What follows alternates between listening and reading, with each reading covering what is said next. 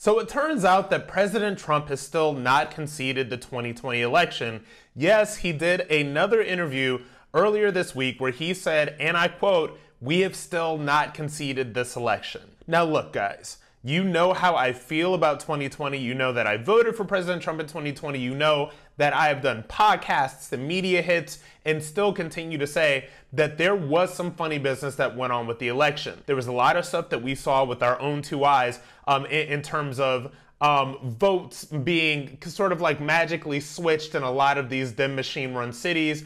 We saw a lot of improprieties if you were looking on Facebook, Twitter, Instagram, social media, all of this other stuff. And that is a conversation that deserves to be had, as is the conversation about election integrity and everything moving forward. The issue that I have with former President Trump still saying, still not conceding the election, still saying that it was stolen and all of these other things is this. The presidential election was lost by about 40,000 votes in 3 counties. Like we've done all that research and we know that that's what happened.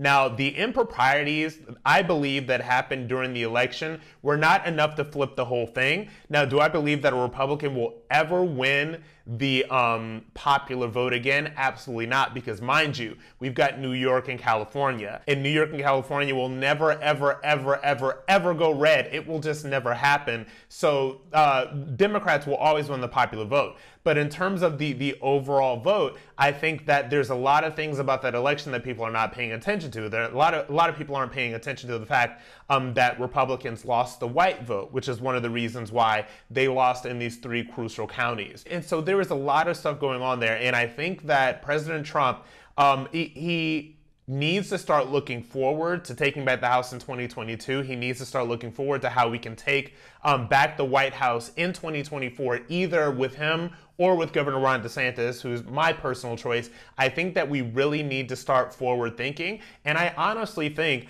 that as long as President Trump keeps on talking about the election being stolen and all of that stuff, we can't move on and we can't focus on the reasons that Republicans did lose in 2020. We can't focus on some of the reasons that they failed in 2020. And by they, I mean the Republican Party, I mean all of that other stuff. They let the left get away with so much stuff in terms of changing elections, in terms of the COVID stuff, in terms of all of this mass mail-in voting, in terms of these ballot drop boxes. There were so many things. So I don't think that it is the right thing for President Trump to continue to say that the election was stolen and that he's not conceding. I think that we need to move forward. We need to think about 2022 and 2024, whether that is with President Trump running again or if that's with another Republican running.